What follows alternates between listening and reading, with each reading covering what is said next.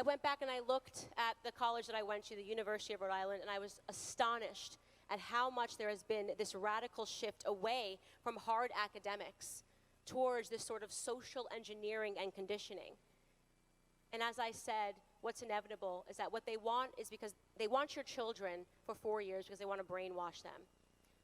They want your children to take out loans and to be like me and have $100,000+ in student loans, knowing fully well that those degrees are not going to pay off, but those children are going to be in debt.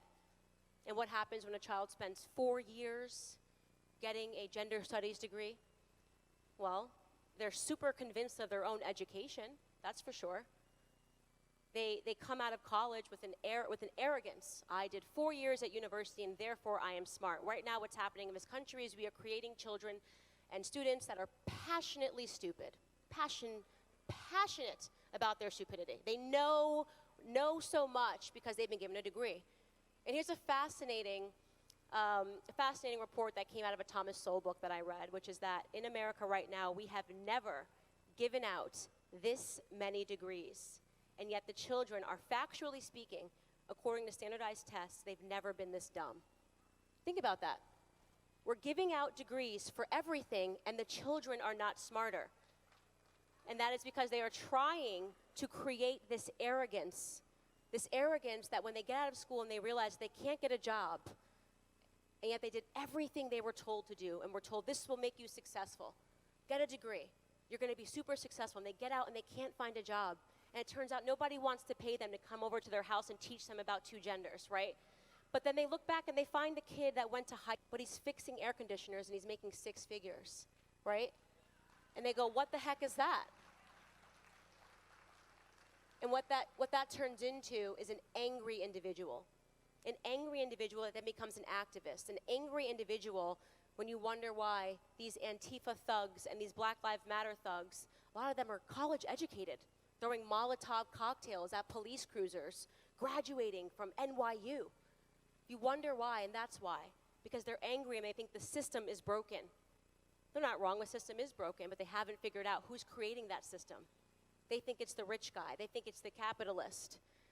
They think it's because society must then gear towards a Marxist society. We need equity. We need socialism. We need democratic socialism.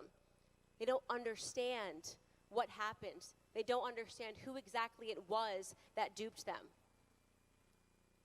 The element that these societies rely upon when they're gearing towards totalitarianism is perpetual crises. There always must be a crisis. And that perpetual crisis that exists in America today is racism.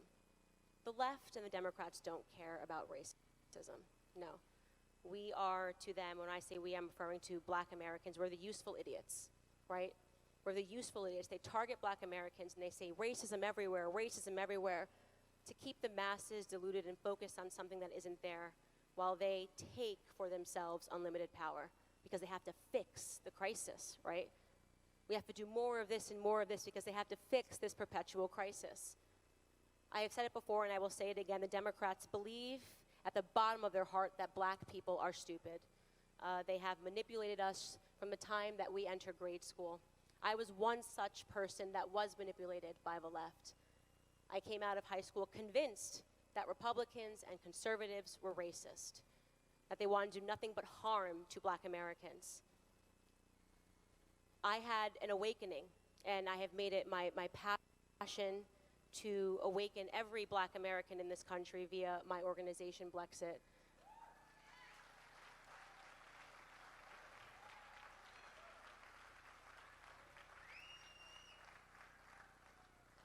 Karl Marx described socialism as the transitory state between a capitalist and a communist society. Communism has been a long march of death, destruction, and infiltration. Leftism is a long march of death, destruction, and infiltration. They have infiltrated at every level of our society. And what it is going to take, if we want to reverse this, is for good people to stand up and to say something.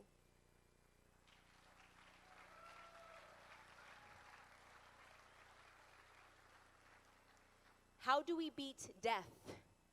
That is the question. And the answer is obvious. The answer is with life, right? I'm a happy warrior. I wake up every day and I am happy to give it to the left as good as I get it. I really do.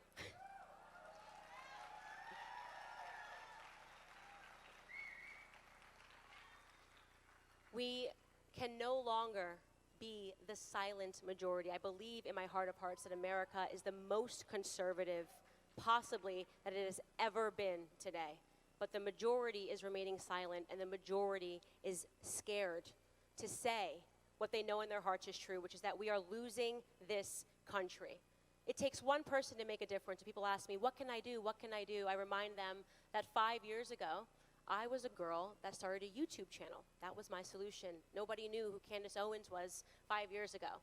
I hopped onto YouTube once I woke up, got smacked in the face by a Thomas Sowell book, and said, I've got to make sure that everybody else knows what I know in Black America.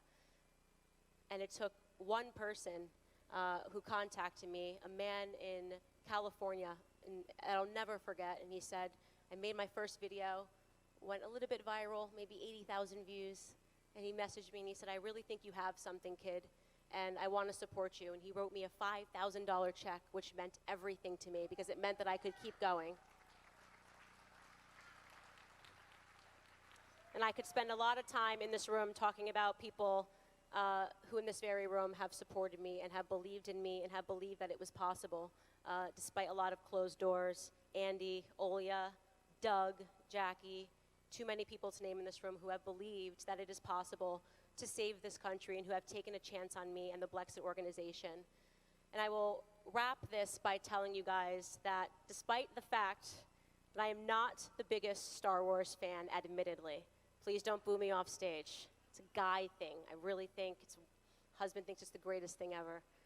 But if it was the Death Star that he might have been hinting at a little bit, there were some really great quotables in some of those films, and there's one that has really stuck with me, and I'm going to read it to you guys. It's a quote from Star Wars, and it's, "We are the very last of the resistance, but we are not alone. In every corner of the galaxy, the downtrodden and oppressed know our symbol, and they put their hope in it." I love that quote because I believe that all across the world, all eyes are on America. I think America, to so many people across the world, has represented the last beacon of hope. I think when people see the American flag, they associate it with freedom. They associate it with a fight for freedom. That has been the story of America from day one. I do believe that by tethering ourselves to the reality of what America is, by reminding ourselves why we fight, which for me, as all of you guys know by now, is because of my grandfather, who I mention on every single stage and who I just got back yesterday from a trip with, who grew up on a sharecropping farm in North Carolina, Fayetteville, laying out tobacco to dry at his job, which when he was just 5 years old. My grandfather, growing up in his household, never once in his entire life, ever, said a bad thing about a white person. What he didn't do stuck with me for life. In fact, when he talked about those times, when he talked about growing up in a segregated South, when he talked about the Ku Klux Klan, the real Ku Klux Klan, spraying bullets into his home and him running into the back of their house and jumping under a bed, he talks about that with pride. My grandfather, and his memory is going today, still remembers those situations. Dementia is a weird thing. It's almost like he's back in the past and he's not in the present. And when he recaps those situations, he still tells it with pride.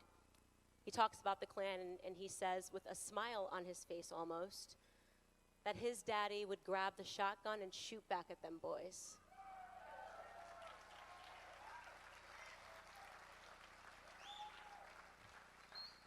As his granddaughter, I could never in a million years look at myself in the mirror if I decided upon the victim mentality, when the people who lived through everything have a victorious spirit.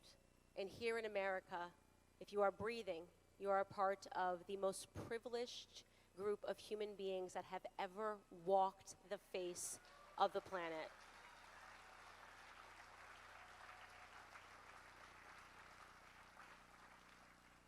My granddaddy doesn't have much time left, but he is retired and living back in North Carolina on that same sharecropping farm, but today he is the owner of it.